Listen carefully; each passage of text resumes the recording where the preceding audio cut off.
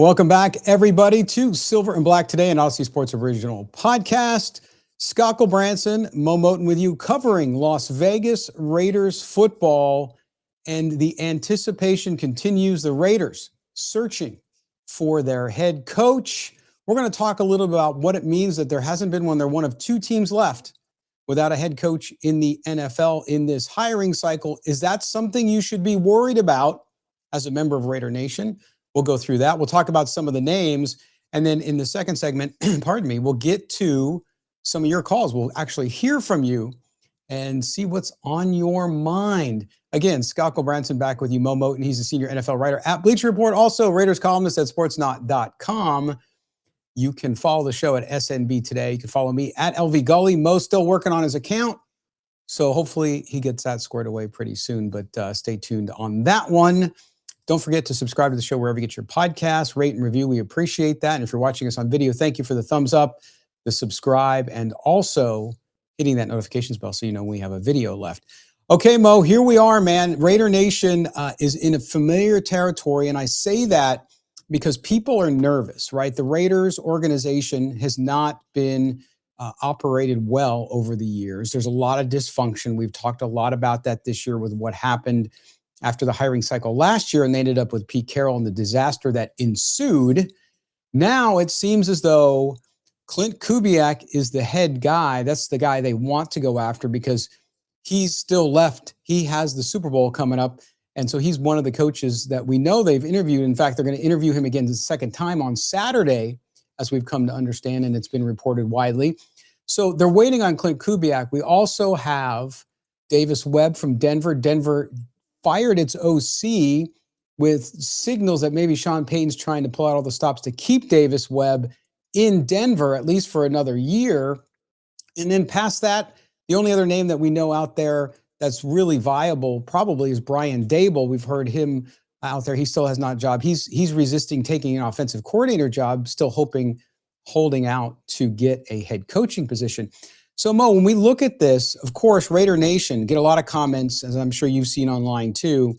People say, oh, gosh, here we go again. We're going to be stuck musical chairs and we're going to be the only ones left standing.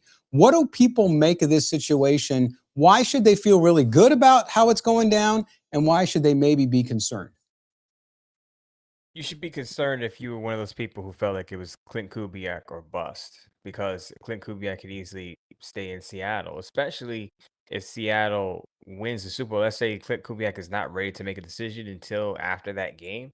He could very well decide to go back to Seattle, and Seattle can try to build something long-term and sustainable. So if you were on that boat and said, oh, I only want Klint Kubiak of the remaining candidates, then you're nervous.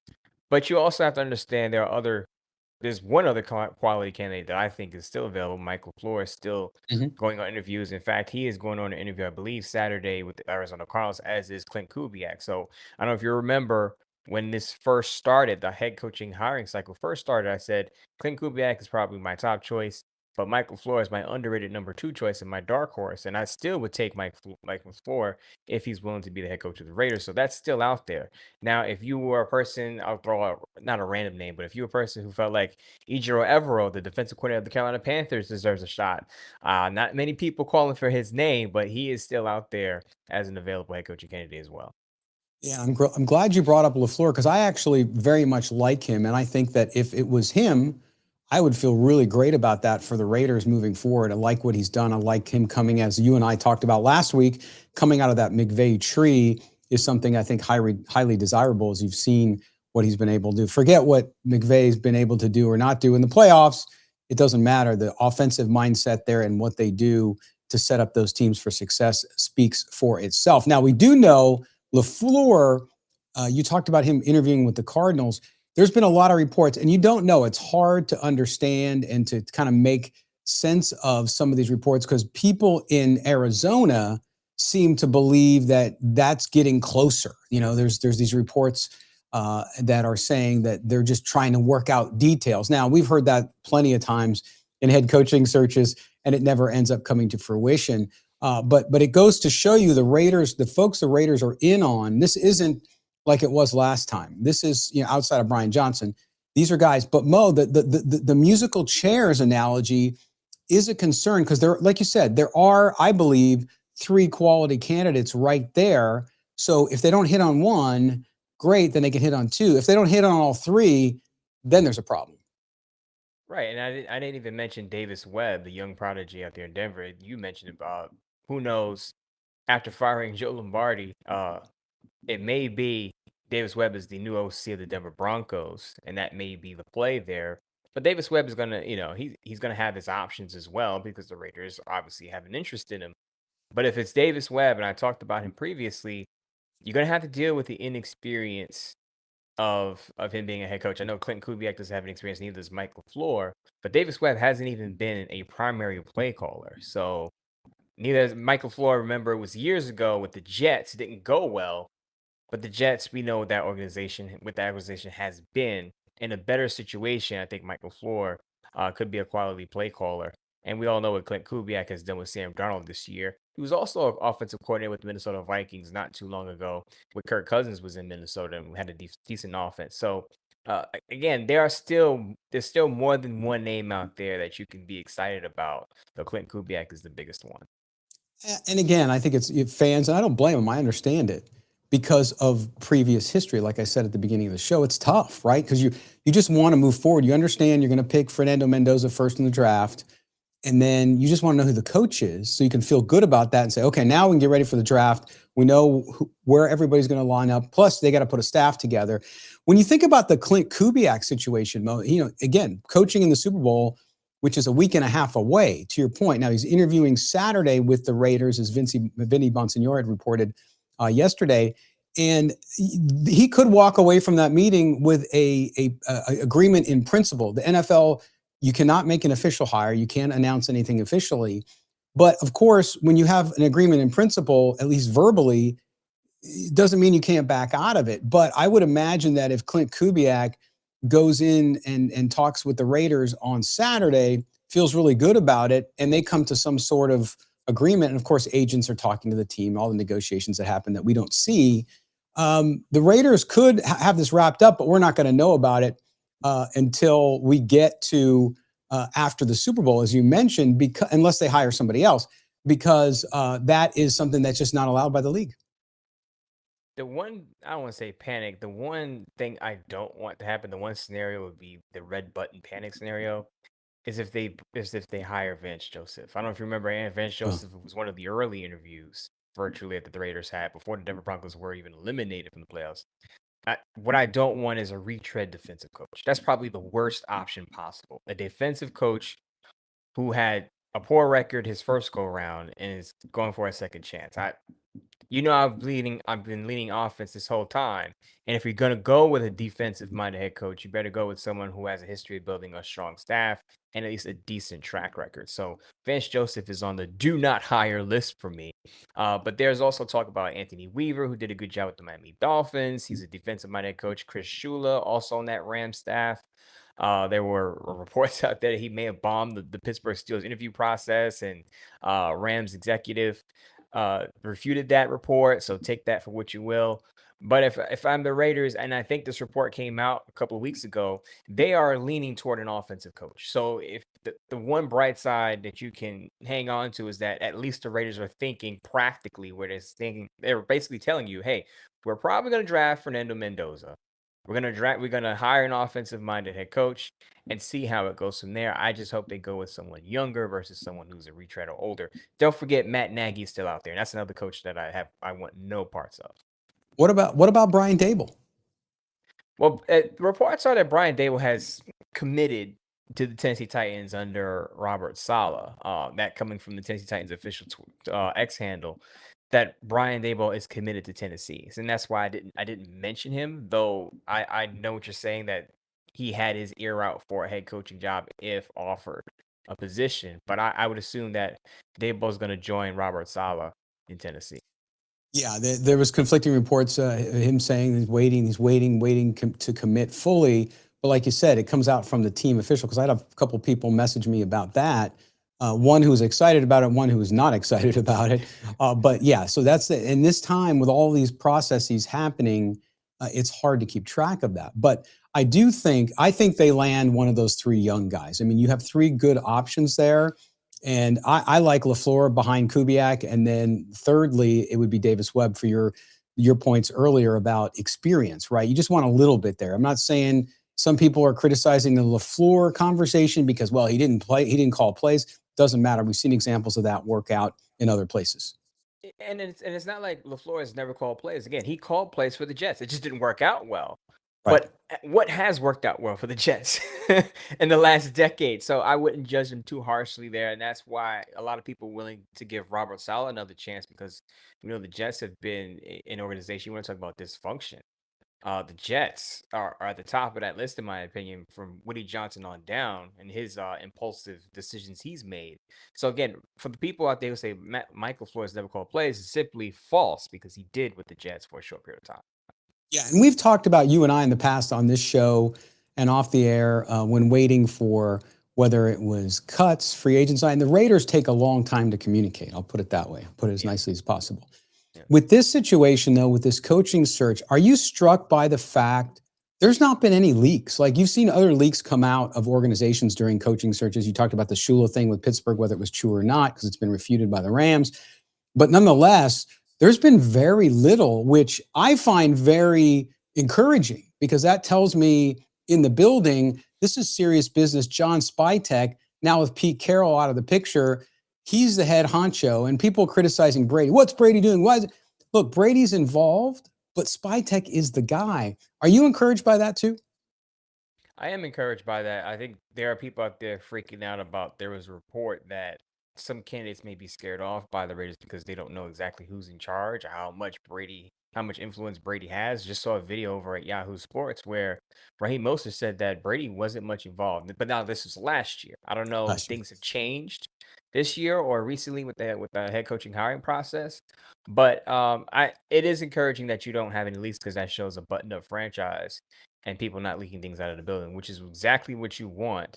Now you just have to worry or be concerned about, are they going to make the right decision while being quiet about this hiring process? Absolutely, absolutely. And remember John Spytek's press conference, Mo, where he said, I talk to Tom every day, sometimes multiple times a day. So how involved he is there as an advisor to the GM. He's not the GM. He's not directly negotiating. He's not doing any of that from what we understand. So this idea that Tom Brady needs to be involved for 14 hours a day on Raider business just isn't necessary. So I wouldn't look at that as a negative. Now, Tom Brady's influence can be judged by basically what happens, but to me, it's not anything to be overly concerned about. I agree. I agree with that because even though we all know Tom Brady is involved, that's his college buddy. John Spytek is the GM. It's kind of Mark Davis again put it out there after they fired Pete Carroll that this is going to be the John Spytek Tom Brady show, but Tom Brady has a primary job and it's being a broadcast analyst right now. Yeah. So while we know there is a conflict of interest, the NFL is allowing it right now, and there are restrictions on Brady as a broadcast analyst because of it. And I know there are some people out there that say Brady needs to hop all in on this position if he wants a front office job with the Raiders and not be a broadcast analyst. But he's been getting praise for his work on television, so I don't think he's going to give that up. I think what he wants to do is have that influence over the organization, which is what a lot of fans hoped he had last off season when he tried to court Matt Stafford and Ben Johnson. It didn't work. This is the reboot. This is the part two, his second swing at landing a big time head coach and then helping to put together a good roster. Right. And remember, he is a minority owner. He doesn't work in the front office. Mm-hmm. Now, I understand Davis put him and Spytek in charge of finding a new coach, but that's no different than Spytek hiring one of those outside agencies that the Raiders have always used to find a coach and consultants and all that. It's no different. I think people's expectations is that if Tom Brady's involved, he's got to be all the way in. Well, he doesn't need to be. Not everybody needs to be. Remember, you don't do everything by consensus when you're a leader. You have advisors there to help you. He's there to help Spytek, but it's Spytek's job as general manager. Very encouraged. So I don't get discouraged when people, well, Tom Brady's not as involved as he should be. Well, who says how involved he should be, right? I mean, nobody's saying Tom Brady's going to be a magic front office addition and that he knows exactly what he's doing. No, he's there to use his influence, to give you his opinion. He's worked with a lot of people. He knows these people. And to me, that's what you should be comfortable with. So those people who hate Tom Brady anyway and don't even want him to be an owner of the Raiders, they're always going to be dissatisfied with what he does. But I think his influence there and what John Spytek, ultimately, that's how we'll have to judge how his influence factored into these decisions. I think you mentioned it there. I think Tom Brady's role is to expand the contact list for the Raiders, right? Right. Because John Spytek is a second year now GM, going to his second year as a GM. Not saying he doesn't have contacts, but Tom Brady, who doesn't know Tom Brady around the league? And over the years of winning Super Bowls and playing with the Patriots and the Tampa Bay Buccaneers, he's developed a very expansive phone book, if you want to call it that. So I think it's also about his influence and what it can do for bringing in head coaching candidates and players. Now, again, that didn't work out the way we wanted it to last off season with some of the people they were reporting, but I hope this time around it's a lot better. Also, note, Scott, Troy Aikman, who's a broadcast analyst, had some influence on the Dolphins hire Jeff Hafley. Yep. So he's not, he doesn't have a minority stake in the Dolphins as a team, but he's another guy who's a broadcast analyst and he's had some influence. So there's some parallels there. You can be a broadcast analyst and have some influence on a team's decision as far as head coach. Is all about just tapping into the right people. And before he was officially hired, we saw Matt Ryan. We know Matt Ryan was talking with the Falcons all season long too. There's no difference there. Yeah, Matt Ryan's not Tom Brady, but still the same thing. So it's becoming more and more common for former players who have the respect of these organizations to come in and give them advice, give them guidance. And to your point, I think it was a really good one, which is to expand that contact list, open up doors that maybe weren't open to the GM or to the organization in the past. So we'll see. Now, well, wait, the Klint Kubiak interview Saturday. If we get to Sunday, Monday, and they haven't hired a coach yet, and get to Tuesday, Wednesday, and they haven't hired a coach, that might be a good sign. To your point, though, Klint Kubiak could go back to Seattle, and the Raiders are there standing without a chair. But we'll see, and we'll get a show up. We waited as long as we could this week to see kind of how things were filtering out because we didn't want to come on, do a show, and the same day later on they hire a coach. Now that could happen at any time too, but we'll do that and we'll keep apprised of that. We're not going to put out a show every day with rumors and stuff like that. It's just not worth it. And you guys don't need that. You just need to find out who the coach is. So we'll do that. We're going to step aside for our break, our only break in this show. When we get back, we're going to get to some calls. We haven't done some calls in a couple shows, so we want to make sure we hear from you guys out in Raider Nation. It's Mo, it's Scott, it's Silver and Black today. We're coming back right after this. All right, one more game to go where you can play daily fantasy football with our friends at Sleeper Picks. Of course, get your money in now. Get a deposit down. Get the app, get the deposit down. And guess what? You're going to get free money. That's right. Deposit up to $100. And our friends at Sleeper Picks are going to match it up to $100. So go do it. There's no reason not to. This is your last couple weeks to do so using the code GENTY. That's right. You use the code you can only get here at Silver and Black today. GENTY to get that deposit match. All right, Mo, we're going to break this out because we got 2 weeks until Super Bowl. So this week, you're going to pick some anytime touchdowns for a few players. And then next week, we'll get a little more in depth with the quarterbacks and some other opportunities, the rushing, all that stuff. So we're going to keep it simple this time. But Mo, let's go. Let's dive in here with the anytime touchdowns and let everybody know what Mostradamus is going to do. We'll start with the hottest running back in football right now, Kenneth Walker III. He has been going crazy on defenses, passing and running the football. Remember, Zach Charbonnet is out with a torn ACL, so Kenneth Walker is the workhorse running back. This is an easy pick. This is the chalky pick. He's getting in the end zone against the Patriots. All right, so we have, you want to go 2 touchdowns or just 1? Just 1. We're not getting greedy. So We're not getting greedy today. I'm your little devil on the shoulder trying to make you do more. All right, so we got Kenneth Walker with an anytime touchdown.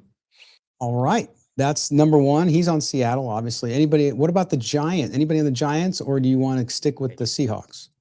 We'll stick with the Seahawks. A.J. Barner, the tight end. The Patriots have struggled defending tight ends this season. I think A.J. Barner gets into the end zone. Patriots, we all know who Robert Spillane is at linebacker, but the coverage for the Patriots in the middle of the field, a bit shaky. So, Scott, if you got A.J. Barner up there or any of the tight ends, you can drop a tight end on that list. Oh, there's A.J. There he is. All we have is receiving yards, but let's jump in there and see if... We'll take his receiving yards if there's no anytime touchdown. Yeah, there's no anytime touchdown yet. Is that at the bottom there? No, no. Okay. Oh, there it is. Anytime There it is. touchdown. There we Yeah. go. Hey. All right. So AJ Barner, good pick. I like him. Good player. So AJ Barner at 2.88 times as far as your money on that as a good pick there. All right, Mo. One more. Are we going? Anybody on the Patriots? Yes, going Ramondre Stevenson. Travion Henderson hasn't done much in the playoffs for the Patriots. It's been the Ramondre Stevenson show in the backfield. I think he'll catch for a touchdown, not necessarily run for a touchdown against that tough Seattle defensive Defense. line. But Ramondre Stevenson is the main guy in that backfield. And I think Drake May is going to have some struggles. He is on the injury report. He's a bit dinged up, and that Seahawks secondary is pretty stout and stingy. So I'm going to go with Ramondre Stevenson. If anyone scores a touchdown on the Patriots roster, it's going to be him. Yeah, all good. Okay, so here's a review of Mo's picks. Pick selection number 1 of 2. We're going to do it next week too before we get to the Super Bowl. So mark these down and then stay tuned for next week so you can be ready for that as well. You got Kenneth Walker, anytime touchdown. AJ Barner, anytime touchdown. And Ramondre Stevenson with an anytime touchdown. $20. Ready for this, Mo? $20 playing daily fantasy football on Sleeper on these picks from Mo. You can net $179.20. Dude, you talk about a return on investment for $20. Make sure you get there. You can only do it, though, if you go get the Sleeper app, download it, deposit money, any amount you want, up to $100, and they're going to match it $100 using the code GENTY. That's GENTY, only from our friends at Sleeper Picks. Rules and regulations apply. Make sure you check out in the app those rules and regulations or on the website. Also, it's not available in every state, but most likely it's available in yours. So check it out from our people, our folks, all season long here. We've had great time with them at Sleeper and One. Welcome back, everybody. Second segment, final stretch here on this edition of Silver and Black today, an Odyssey Sports original podcast. Thanks for being with us as you all wait. The waiting game continues for the Raiders head coach, new head coach. Who will it be? We'll see. Good discussion on the first side of this show. Now we're going to get out to you, Raider Nation. Mo, I've been struck by the fact that even though I've seen people a little impatient, being, okay, what's going on? What's going on? And people who are worried that it means things are going badly. Overall, I think the positivity the Raider Nation got from the end of the season, the dismissal of Carroll, and then Mendoza getting that first pick and looking at Mendoza, watching him in the national championship game and saying, wow, that could be our quarterback. It's still pretty positive, don't you think? I'd say so. Now, I'm not active on my old account anymore to know for sure, but I Oh, would no. say I would say the sentiment so far from my limited perspective is a- at least there are still quality candidates left. And we talked about them in that Yes. first segment. As long as I know the Raiders, some people are fearing the Raiders are going to be left with an empty chair and maybe a retread coach. But as long as there are some quality candidates left, there is some positivity, some optimism that someone will walk in and want that number 1 overall pick and to work with Fernando Mendoza to get the Raiders back to where they need to be. It's back in the playoffs and back in contention. Yeah, it'll be interesting. Well, we will go out now and hear what you have to say. We're starting off. A good friend, Mo Murph, called in and left a message. Let's see. I have not listened to it yet, so we'll see what Murph has to say. Here he is, Murph from Raiders Fan Radio. Oops.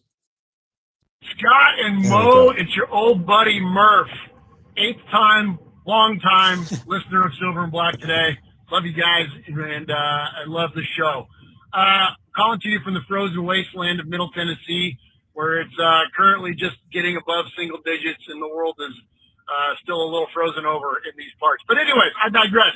Let's talk about this Raiders coaching search. You know, if anything is an indicator that we are truly in a different era of the Raiders, with Brady and Spikek having control, hopefully just those two guys and not that other fella, that sportscaster guy. We are truly in a new era because there is no buzz, there are no leaks. It is quiet. This Raiders coaching story, from their activity and what's going on in Henderson, it's watertight. It's very dissimilar from the days of Al Davis, where there was buzz and those were leaks in the media. There were things coming out to kind of start to generate the story, so Al Davis could maximize the attention given to the Raiders at the given time of the announcement. this is nothing. There's nothing going on. I think Mark even tried to emulate that a little bit in the early days of him being involved in the coaching search. But now with these two guys, it's quiet. And I kind of like it because it lets you know that things are maybe finally going to be different. I've done this to myself enough times to know that it's probably not going to be different. And I'm sure a lot of the listeners are feeling the same way. But if there's any indicators that maybe we could be seeing something different on the horizon for our Las Vegas Raiders, that could be an indicator. So anyways, that's all I got. Love you guys. Have a great show. Go Raiders. Yeah, it's funny, Mo. I mentioned it earlier, right? That there's no leaks, very dissimilar from other situations. And to Murph's point, that could be a really good thing. But then there's the I've been burned so many times piece of Murph and the rest of Raider Nation that they still have that small percentage which fears the worst. This must be an alternative universe. I'm hearing a little bit of pessimism from Murph. Murph is usually all positive. All positive. No breaks, all positive. I'm hearing a little pessimism from Murph. A little worried about I have to call Murph directly because I'm worried about it. Murph, if you're all right, blink twice on your next show when you're on, please. Blink twice. But no, but I totally agree. Again, you brought this up in the first segment, and I think it's a good sign that there are no leaks is the first sign that, again, it's a button-up organization, and we often talk about dysfunction within an organization, and a dysfunctional organization usually has leaks and reports out what they're going to do beforehand. I mean, I know I'm beating up on the Jets franchise, but the Jets just basically fired all their assistants. Aaron Glenn is took a blowtorch to his staff, and I think there are some people who believe that was coming. The Eagles, there are leaks. Adam Schefter comes out and says there's big news coming from the Eagles, and we all know the Eagles have been a noisy franchise. So I'm not saying that having a buttoned-up franchise with no leaks means you're going to win football games, but it does mean that it could be the first sign of a well-run organization that's not giving out anything to the media and is going to make some of the right decisions. Well, and it also, to me, is good just because it is different, right? I mean, Yeah. you can kind of lay out how the Raiders have done things over the past several decades, and it's been, as I said, it's been a mess. It's been dysfunctional, as you talked about organizationally. So to see something that's pretty quiet and they're just methodically going about what they're going to do is different. So to me, that's encouraging. Now you got to deliver on the other side of that. So I understand Murph's point at the end there. It's like, okay, but do they do what they've done in the past? Do they miss out? Whatever. We'll see. But I find it encouraging. I'm staying glass half full where many are glass half empty. So we'll see. All right, now we're going out to Ross. Here's Ross. Hey, Scott, Mo, Ross from Lakewood Ranch, Florida. The Raider fan since 1964. Back again. There's no way. I'm just beginning to figure this out. Brady, frankly, is so arrogant that he thinks he can get whomever he wants and is letting good people or scaring away good people like a Davis Webb, perhaps a Kubiak, out the door. And frankly, Spytech should be running the show. And folks like John Lynch, another ex-great for Tampa and the Broncos, John Lynch has done a great job with the Niners building a team in conjunction with Shanahan. That's not happening here. There was another case way back when Wayne Gretzky, great player, a Hall of Famer, thought he was Mr. Personnel back with the LA Kings and tried to influence and did Bruce McNall, the owner of the Kings, and he was picking the wrong players all along. And I can't blame these potential head coaches to say, hey, if I get this job, are they going to be looking over my shoulder at a game plan? Enough's enough. Mark Davis, get with the program. You hired Spytech. Let him do the job and hire the coach without potential candidates looking over their shoulder. Thanks. Love the show and hope I get back on. Bye-bye. Mo, what do you think of Ross had to say? So Ross is putting Tom Brady in the Michael Jordan category. Not necessarily because Michael Jordan actually, was out there. He was front and center with the Hornets, but basically he's saying great players may retire from the game and all of a sudden think that they can run personnel because they were great players. And we have examples, as Ross pointed out, of that not working out. And what I will say is, it's kind of piggybacking on what you said in the first segment, is I don't think Brady is there to run the show. Ross, I hope to your point that it is Brady just there to influence the head coaching cycle, to bring in some names to help John Spivak with his contacts. And then after this coach is hired, he steps away and allows John Spivak to do his job as a GM in signing free agents and then putting together a pretty good draft in his second year. So, well, I do think Brady is going to be involved now that it is in a sense, it is the off season. He's not, going to be calling as many games as he was during the regular season. He has more time now to stick his head in and be that influence. And hopefully it's a positive one in these interviews. Now, as I said, there are reports out there, whether you believe them or not, that Brady could also have a negative impact on this, where coaches may be wondering, okay, who is in charge? And I think it's Brady's job, assuming he is in on these interviews, to let people know what exactly his role is and to make that coach comfortable knowing that it's going to be his show as far as the personnel on that football team, and working directly with John Spivak, and not some, oh, it's Tom Brady here, it's Jim Gray there, it's this guy here. It's going to be you as a head coach and your GM working together for the most part. Yeah, and a couple things too, Ross. I mean, you've been a Raider fan longer than I've been alive, and I'm not young. So much respect to that. So you've seen it all. Yep. But I think you're jumping to a lot of conclusions and assumptions before. I don't know of any coach that was scared away. You seem to think that there were coaching candidates who declined the job. We don't know that. And in fact, out of the hiring cycle, there's a couple guys that would have been interesting for the Raiders. But overall, I think the top three candidates that they've been looking at, for the most part, at least top two, are the guys that we heard from the get-go. And they're still interviewing. So I don't think damage has been done. Your point about John Lynch, my brother's high school classmate, by the way, John Lynch is the GM. It's different. He's doing the GM job. Tom Brady's not the GM. To your point, and I agree 100% with you on this, John Spivak has to cook. He's got to be the guy.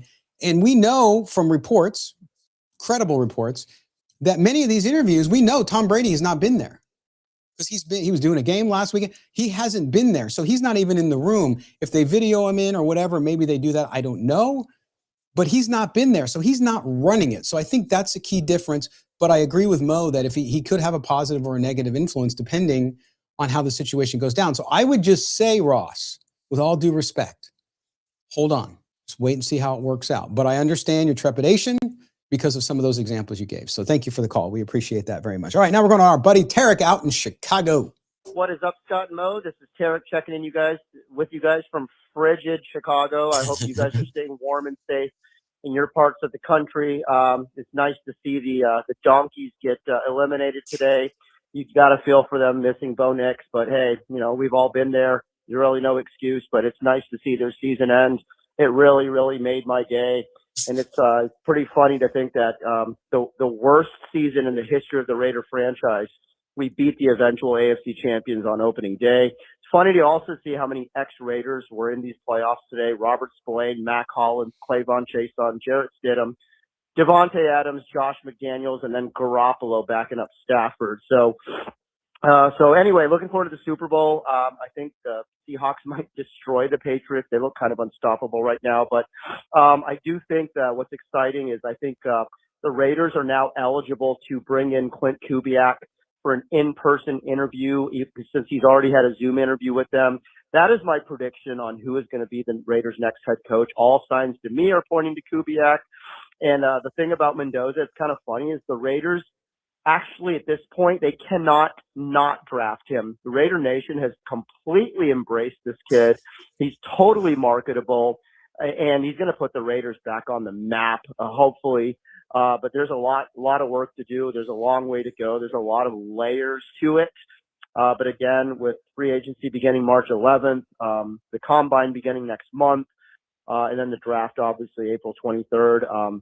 I've said it before, you guys, and I mean it, where these Raiders will not dupe me again. The expression, fool me once, shame on you. Fool me twice, shame on me, comes into play here. But I do think that for the first time in many, many years, the Raiders have a golden opportunity, as Spytek said in his presser, a golden opportunity to turn this in the right direction. This is the third time we've ever had the first overall pick in the draft, and there's just no question, there's no debate on who we should be taking first overall. It's going to be Mendoza. Looking forward to your show this week, you guys. Love to hear your thoughts on if you guys think it'll be Kubiak. Have a great week. Stay warm, and I'll talk to you again soon. Go Raiders. Bye-bye.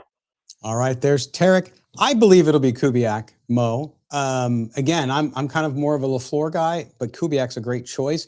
And if you think of it from this perspective, I want to get your opinion on this. If you're Klint Kubiak, let's say, he's coming in for the interview Saturday, as Tarek mentioned, we talked about earlier. So you could leave that meeting. He could have a deal in principle and walk away, go prepare for the Super Bowl. But if he wins the Super Bowl, you talk about being at a point where you have the most negotiating power, the best you're going to have the opportunity. Maybe you never know what happens in the future. You just don't. And then you also have a team that's at rock bottom. So you're not walking into the Bills situation where the expectation is Super Bowl like now, right? Because we have a quarterback who's been really good, but he's aging now, and he's still young, but still aging. And that window's closing for the Bills if it's not closed. Whereas the Raiders, you're coming in, you're rock bottom, you got nowhere to go but up. You're getting a quarterback that you get to develop, that you get to see. You know you're going to get him to his point as the coach coming in. You don't have to worry about the disaster they had with other quarterbacks. To me, that's a great situation if I'm a guy coming off a high, like winning a Super Bowl as an OC. Yeah, I agree. And just for my top three as far as predictions, Klint Kubiak, I had him in an early Bleacher Report article. I felt like he was going to be the front runner because I felt like the Raiders had a good shot to get the number one overall pick. So it's Kubiak, LaFleur, and then Webb for me. I think there's a possibility Webb stays in Denver under Sean Payton and gets that OC job. But to your point, there are a lot of attractive things about this Raider job. I did not subscribe to a lot of the talking points that the Raiders job was unattractive before the Raiders had the number one overall pick. There are some things to like. And now that they do have the number one overall pick, there's a lot to like, especially if you are a coach that really likes Fernando Mendoza as a prospect coming out of Indiana. You're going to have a shot to coach top prospect in the draft as far as quarterbacks are concerned. Again, the Raiders have to do their job, though, in selling that coaching candidate on him having enough time to develop that program, because Raiders have had quick turnover at the head coaching position. So you have to sell that guy on saying, hey, we're going to give you multiple years. We're going to give you a long-term deal, and you'll have time to develop this. We understand that we're not a playoff team right away. And we understand that this is going to be a long-term rebuild. And I think that's been the talk in the building for quite some time, at least according to reports. The Raiders understand that this is not a overnight success type of situation, though it could be. Who knows? Maybe they're the Washington Commanders of the 2026 season. Who knows? But they understand that they have all the cap space, they have a ton of cap space. They have some draft capital, extra draft capital after some trades, that they don't have to necessarily drill on, we have to win now, because that was Pete Carroll's mantra. That was his roadmap. We need to win now. Bring in Geno Smith, bring in Tyler Lockett, bring in all these veterans that I worked with in Seattle. That shouldn't be the temperature right now in Las Vegas. Well said. All right, Tarek, thanks again. Now we're going out to Jeff. Here's Jeff. Scott, whoa, what is up? First time caller, guys. Been listening to you guys for the last 5-6 years. Jeff in San Antonio, via California and Oregon. Long time, 48 years old, long time Raider fans. Mm-hmm.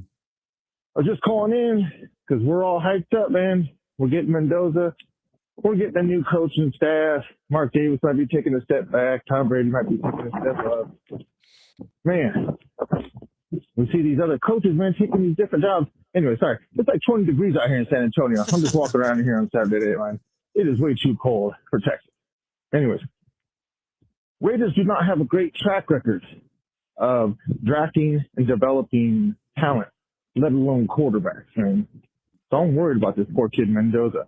My buddy just sent me a text talking about how Mendoza, thinks the Raiders have a great ownership, a great coaching staff, great guys. Man, this kid has no idea what he's walking into, man. I was just calling because I hope they don't do this kid wrong, man. Nice kid. Very dysfunctional organization, dude. We've been top 3 dysfunction last 26 years, ever since they went to the Super Bowl. I'm a long-suffering Raiders fan, man, so I understand.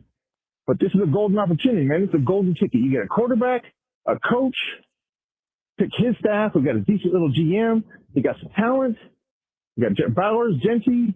If Cosby stays, there's some light at the tunnel. But they can also mess us up, man. If they mess us up, it's back to square one, man. Square zero, whatever square, man. They're done. They're not turning around. This is like their last chance they get for who knows how long. So whoever's in charge, man, they got to get it right.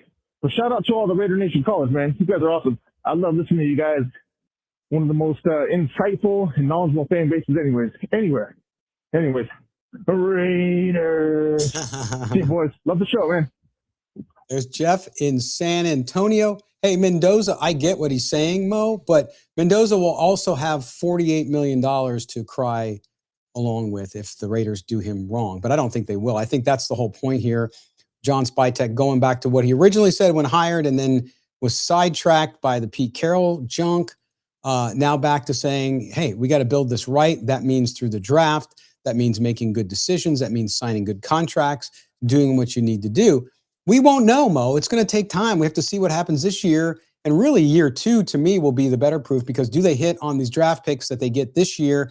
Do they make the right strategic signings in free agency? Right, yeah. I know a lot of people were clowning Mendoza because he said Raiders have great ownership, great coaching staff, and people are like, what coaching staff? They don't have a coaching staff right now. Mark Davis has been a disaster when it comes to football decisions, but Mendoza speaks in a lot of cliches, so he's not going to say anything to rock the boat, and he understands. He's aware. He knows that there's a very high chance that the Raiders are going to draft him, so he's just saying good things about the organization before he gets there. I get it. As far as the head coaching quarterback situation, if the Raiders don't get it right, it dooms the organization. I will say this, Jeff.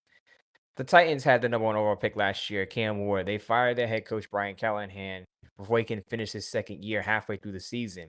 And there are a lot of Titans fans who are excited about the Robert Saleh, as for right now, and Brian Daboll combination right now. So you can get the head coaching situation wrong. I don't want the Raiders to get it wrong again, obviously, because they've had turnover. But as long as you get the right prospect, there's always a chance to get it right. And I think the first step, obviously, is to get the right head coach. But they're going to get Mendoza in all likelihood. And if whatever head coach they hire, again, I hope this doesn't happen. Whatever head coach they hire, if it doesn't work out, you'll still have Mendoza under contract for at least another 3 years. We'll see what happens with the 5th-year option way down the line. But you're still going to have Mendoza there. And I think Mendoza as a prospect is still going to be attractive to whoever wants that job. Yeah, and look what happened in Chicago, right? When Ben Johnson got there, Caleb Williams, despite what happened in the playoffs at the end of the game and all that jazz, look, he still got the most out of that quarterback. So it shows you a quarterback can struggle without the right staff or even the right coordinator sometimes, and then get the guy in who knows how to utilize him, reinvigorates him, helps him grow, and it can change very quickly, especially with these guys that are that talented at the top of the draft. Good stuff. Thank you, Jeff. We appreciate the call, man. Now we're going out. Closing out the callers with AJ. Here's AJ. Hey guys, it's AJ in Austin. I hope you guys had good holidays. We didn't as Raider fans, obviously, but I'm just hoping this is going to be the off season where we don't talk ourselves into anything. If we have to talk ourselves into any coach or quarterback, then we made the wrong decision. Because that's what's been happening. Like that rumor of Lamar Jackson being traded for, I think I'll be done being a Raiders fan. Like if we don't take Fernando Mendoza or pick an offensive-minded head coach, look what happened with these coaches that were pretty good defensive coaches, but the offense, they're like, well, not good enough, so we got to get an offensive-minded head coach or just replace you. Like.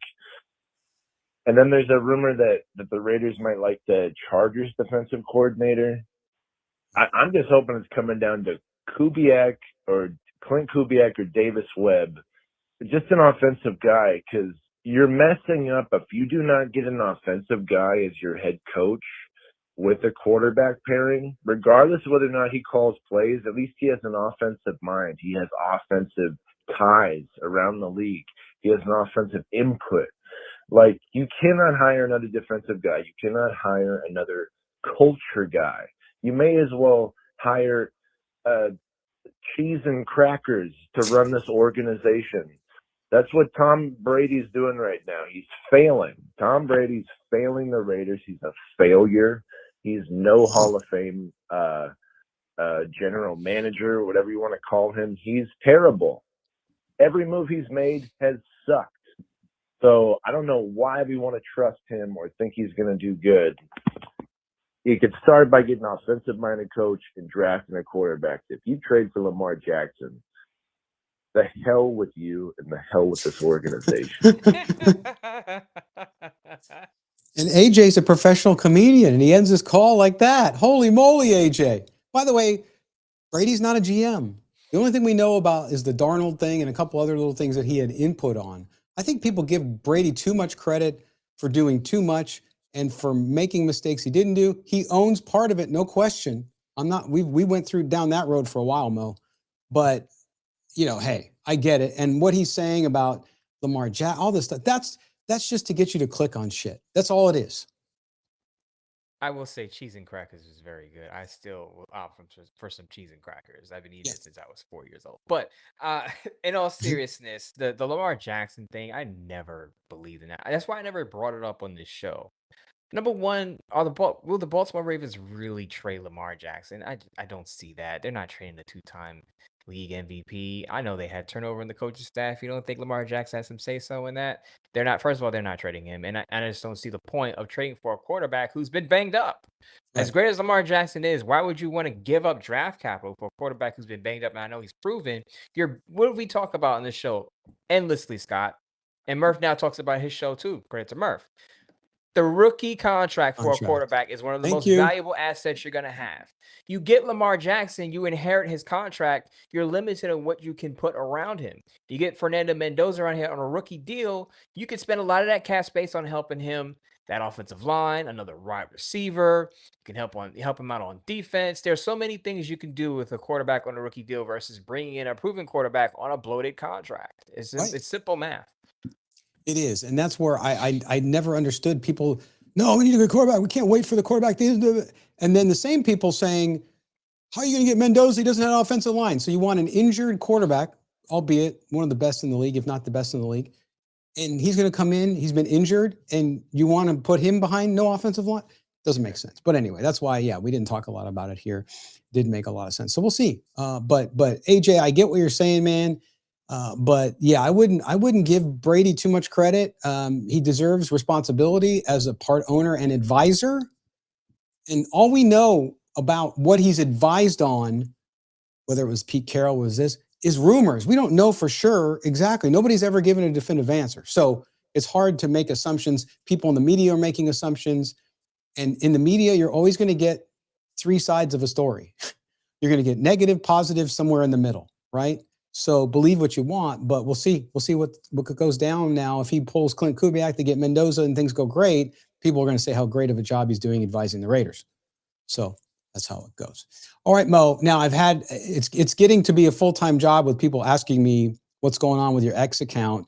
You don't have to recap all that. I know you're still working on it. Can people get a hold of you if they need to in some way? I know they can read you obviously on Bleacher Report every single day, not just Raider stuff, the entire NFL. But let people know what you got coming up this week. Plus, if they want to reach out to you and converse with you in some sort of way, how they can do it. Well, I'm not taking a hiatus, but I'm still away from video right now at BR. But I will be releasing more Bleacher Report videos, as you can see behind me, the plaque. I will have short videos on the latest with the Raiders. So if they hire a head coach, if the head coach adds to his staff, I'll talk about it on the Bleacher Report shorts. That starts in February. So if you want to find me over at Bleacher Report, it's MOEMOTON on the Bleacher Report app, not on Twitter. MOEMOTON on Twitter. I'll have one request here. If you're browsing through my account, please report the account for spam and malicious links. I've been talking about this for 3 weeks. My account on Twitter on X has been hacked, and X is not helping me with their support team. So please, my strategy here is to get the account shut down. Because right now the account is still sending malicious phishing links to people on my follower list. So MOEMOTON on Twitter, please report that account, and maybe X will knock off that account offline so we cannot get anybody else's account hacked on that platform. Yeah, we do not want to do that. That would be awful. So yeah, make sure you do that, and just keep in touch. Everybody out there, you'll find it. And like Mo said, go get the Bleacher Report app. Follow his stuff on there. When you do the live videos, Mo, people can come right in there and talk to you. So, and I know once you get this other account, hopefully you get it back. If you don't get it back, I know you'll share there as well as here what your new handle is, and that'll build fast because people will be ready to get on there and follow you. So good stuff. All right. Oh, okay, so there we are. We're at the end of the show. Everybody, do us a favor. Make sure you subscribe. Give us that thumbs up. All the jazz we tell you to do. Have a great weekend. Mo, my friend, have a great weekend as well as we barrel towards the Super Bowl, which I think Seattle's going to win pretty handily. So we'll get to that, though, another time. Take care, my friend. Take care, Scott. Take care, Raider Nation.